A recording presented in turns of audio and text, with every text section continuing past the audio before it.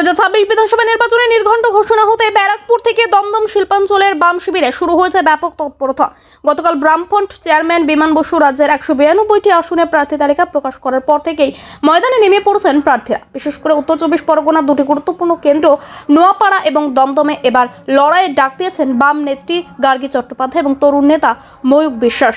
ব্যারাকপুর শিল্পাঞ্চলের অত্যন্ত গুরুত্বপূর্ণ কেন্দ্র নোয়াপাড়ায় এবার বামেদের বাজি সিআইটিইউ জেলা সেক্রেটারি গার্গী চট্টোপাধ্যায়। লড়াকু নেত্রী হিসেবে পরিচিত গার্গী দেবী প্রার্থী পদ পেয়েই হুঙ্কার দিয়েছেন। তার সাপ কথা, নোয়াপাড়াকে বাঁচাতে হবে। বন্ধ কারখানা জমিতে ফের কারখানা গড়াও, শিক্ষা এবং স্বাস্থ্যের মানোন্নয়নই তার প্রধান লক্ষ্য। তার দাবি, নোয়াপাড়ার মানুষের অবহেলিত দাবিগুলো এবার বিধানসভা পর্যন্ত পৌঁছে দেওয়া অত্যন্ত জরুরি। ধাপে ধাপে নিজের একগুচ্ছ পরিকল্পনার কথা সাধারণ মানুষের সামনে আনবেন বলে জানিয়েছেন তিনি। নোয়াপাড়াকে বাঁচাতে হবে। নোয়াপাড়ার শিক্ষা, নোয়াপাড়ার স্বাস্থ্য, নোয়াপাড়ার সংস্কৃতি, নোয়াপাড়ার বেকার যুবক যুবতীদের কর্মসংস্থান, সর্বোপরি পঞ্চায়েত পৌরসভায় যেভাবে ভোট লুট হয়েছে, দুর্নীতি এবং নোয়াপাড়ার যে সম্প্রীতির পরিবেশ ছিল সেই সম্প্রীতির পরিবেশ রক্ষা করতে হবে। ব্যারাকপুর ক্যান্টনমেন্টে 10 বছর নির্বাচন হয় না, ওখানে নির্বাচন করার দাবি নিয়ে আমাদের এবারে ভোটে নেওয়া। গঙ্গার বাঁধ ভেঙে গেছে, বন্যা প্লাবিত হওয়ার আশঙ্কা যে কোনো মুহূর্তে, নদীতে দূষণ, খালগুলো সংস্কার করা হয় না, Ichhapur rifle factory, metal factory বেসরকারিকরণ হয়ে যাচ্ছে। সেই বেসরকারিকরণ রুখে দেওয়ার জন্য সিপিআইএমের জেতা এবং আবাসস্থলটা অত্যন্ত জরুরি। আমরা এবং শূন্য পদে নিয়োগ করতে হবে। যেভাবে খেলার মাঠগুলো রক্ষণাবেক্ষণের অভাবে ধ্বংস হয়ে গেছে, রাস্তাঘাটের জরাজীর্ণ অবস্থা, সব মিলিয়ে নোয়াপাড়ার অবস্থা খুব খারাপ। সেই নোয়াপাড়াটাকে বাঁচাতে হবে, রক্ষা করতে হবে। নোয়াপাড়া 5 বছর বিধায়ক ছিল না বললেই চলে। নোয়াপাড়ার বিধায়কের কণ্ঠস্বর কেউ কোনোদিনও বিধানসভায় শোনেনি। নোয়াপাড়ার জন্য কোনো কারখানা করেছেন বা কোনো প্রকল্প আদায় করে নিয়েছেন আমরা শুনিনি। এর আগে 2018 সালে দখল করে বিধায়ক হয়েছিল শুনেছি, সে একই কেস।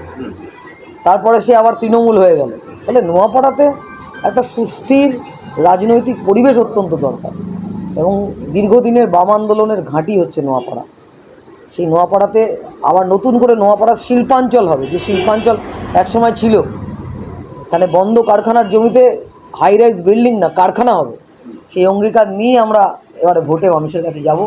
মানুষ যদি সিপিআইএমকে জেতায় তাহলে শক্তিশালী বিরোধী কণ্ঠস্বর শোনা যাবে বিধানসভায়। এবং আমরা মনে করছি যে নোয়াপাড়ার মানুষের কণ্ঠস্বর বিধানসভায় পৌঁছানো অত্যন্ত জরুরি। দেখুন, আমি এই অঞ্চলের মানুষ। এই পৌরসভায় যখন ভোট লুট হয় তখনও আমি রাস্তায় ছিলাম, পঞ্চায়েতে যখন ভোট লুট করে তখনও আমি রাস্তায় ছিলাম। কয়েকদিন আগে আমাদের শিউলি মোহনপুর পঞ্চায়েতের নোয়াই খাল সংস্কারের দাবিতে রাস্তায় ছিলাম, পচা খাল, ইছাপুর খাল সংস্কারের দাবিতে আন্দোলন ছিলাম, Ichhapur rifle factory, metal factory বাঁচাও এই দাবিতে আন্দোলন ছিলাম। ফলে আমি রোজ রাস্তায় নেমে আছি এবং অবশ্য করেই প্রার্থী ঘোষণা হয়েছে। আজকে বিকেল থেকেই, সন্ধ্যা থেকেই আমি প্রার্থী হিসেবে প্রচারে নাম। দেখুন, নোয়াপাড়ার মানুষের প্রতি আমার ভরসা আছে, আশ্বাস আছে, বিশ্বাস আছে যে নোয়াপাড়া এবার সিপিআইএমকে কেন্দ্র থেকে জেতাবে, এই ভরসা আমাদের আছে। নোয়াপাড়ার বাসিন্দা বলে কি আপনাকে না, আন্দোলন সংগ্রামে ওরকম আমি মনে করি না। পশ্চিমবাংলার যে কোনো প্রান্তে যে কোনো নাগরিক ভোটে দাঁড়াতে পারে, কিন্তু এখানের আন্দোলন সংগ্রামের সাথে আমি দীর্ঘদিন যুক্ত আছি। পার্টিতে, আমাদের পার্টিতে তো ওরকমভাবে এদল ঘুরে আসা লোক ক্যান্ডিডেট হয় না। এবং সিপিআইএমের একজন কর্মী হিসাবে বেশ কয়েক বছর ধরে কাজ করছি। পার্টি মনে করেছে যে আমার নোয়াপাড়ায় দাঁড়ানো উচিত, পার্টি আমাকে দাঁড় করিয়েছে। পার্টি যখন যে দায়িত্ব দিয়েছে সে দায়িত্ব পালন করার চেষ্টা করি। অন্যদিকে দমদম কেন্দ্রের বাম প্রার্থী ময়ূক বিশ্বাস সোমবার সন্ধ্যায় দলীয় কর্মী সমর্থকদের নিয়ে দমদম গোড়াবাজার থেকে এক বিশাল মিছিলের মাধ্যমে প্রচার শুরু করেন তিনি।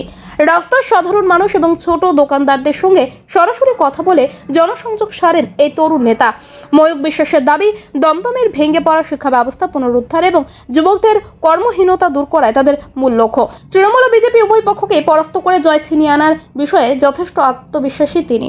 শিল্পাঞ্চলে বন্ধ কলকারখানা বনাম বর্তমানে রাজনৈতিক সমীকরণ, শেষ হাসি কে হাসবে তার উত্তর দেবে সময়। তবে প্রচারের শুরুর লগ্নেই গার্গী চট্টোপাধ্যায় এবং ময়ূক বিশ্বাসের এই তৎপরতা উত্তর 24 পরগনার রাজনৈতিক পারদকে অনেকটাই বাড়িয়ে দিয়েছে। খেলা ভাঙার খেলা এই দমদমে হবে এবং তার জন্য বহু উদ্বাস্তু আন্দোলনের মাটি শ্রমিক আন্দোলনের লড়াইয়ের মাটি, ছাত্র আন্দোলনের লড়াইয়ের মাটি দমদম প্রস্তুত। আমরা এই খেলা ভাঙার খেলা করবই এবং আমরা জিতবই। আমরা দেখতে পাচ্ছিলাম যে গত কয়েকটি বিধানসভা ক্ষেত্রে এখানে বিপুল ভোটে পরাজয় হয়েছে বামটা, এবং তার আগে বাম দুর্গ বলা হতো দমদম। সেটা কি পুনরুদ্ধার হবে? নিশ্চয়ই। দেখুন, গণতন্ত্রে তো মানুষই শেষ কথা বলে। ওই যে ঈশ্বরী পাটনির যে কবিতাটা রয়েছে না, মানুষই দেবতা গড়ে, তাহারই কৃপার পরে করে দেব মহিমা নির্ভর। মানুষ যদি চায় আমরা আবার ফিরে আসবো, এবং মানুষ এটা চাইছে, কারণ মানুষ এই 15 বছর ধরে এই শাসকের অত্যাচারে বিতশ্রদ্ধ, বিধ্বস্ত, একটার পর একটা দুর্নীতিতে নিমজ্জিত। গোটা পশ্চিমবঙ্গের মধ্যে দমদম, দক্ষিণ দমদম পৌরসভাগুলো হচ্ছে, মিউনিসিপ্যালিটিগুলো হচ্ছে সব থেকে বেশি দুর্নীতি পরায়ণ হিসেবে হচ্ছে মানে শিরোপা পেয়ে গেছে। পাবলিক যে পরিষেবা, যে পৌর পরিষেবা ভেঙে পড়েছে, সেখানে দাঁড়িয়ে শিক্ষা ভেঙে পড়েছে, আর সেখানে দাঁড়িয়ে মানুষ এবং বিধ্বস্ত। অন্যদিকে কেন্দ্র সরকারের একটার পর একটা নীতি যে দমদমের মানুষকে আঘাত করছে। এ দেখুন না, পাশের হচ্ছে যেসব থেকে শুরু করে এই আমাদের এয়ারপোর্টকে বেসরকারিকরণ করে দেওয়ার চেষ্টা, আদানির হাতে তুলে দেওয়ার চেষ্টা। এই সবই তো মানুষ তো আজকে চাকরি কোথায়? ওটা দমদম তো বৃদ্ধাশ্রমে পরিণত হয়েছে। আমরা এখানে বাঁচতে চাই, আমরা দমদমের যারা মানুষ, তাই জন্য আমরা এখানে এই দমদম পুনরুদ্ধারের জন্য আমরা নেমেছি, এবং আমরা বলছি আপনাদের মাধ্যমে প্রত্যেকটা মানুষের কাছে আমরা পৌঁছাবো। দমদমের বেসিক যে লোকাল যে সমস্যাগুলো আমরা বারবার তুলে ধরছি, তাই নিয়ে আমরা পৌঁছাবো। এবং আমরা বিশ্বাস যে মানুষ একটা সময় আমাদের ভালোবাসত, কারণ এই দমদমে যে ধাঁচা রয়েছে, আমাদের যে একটা ঐতিহাসিকভাবে আমাদের যে ধাঁচা রয়েছে, যে মানুষের, দেখুন প্রত্যেকটা আন্দোলনে এক পুরুষ দু পুরুষ আগে আপনারা দেখবেন যারা আমাদেরকে সঙ্গে একসাথে মিছিলে হেঁটেছেন, আমরা তাদের সকলের কাছে আমরা পৌঁছাবো, সকলের কাছে এই বার্তা নিয়ে পৌঁছাবো যে আমরা এই দমদমকে এবার পুনরুদ্ধার করবই। তার কারণ স্বচ্ছ দমদম গড়তে বামপন্থীদের ছাড়া আর কোনো বিকল্প নেই।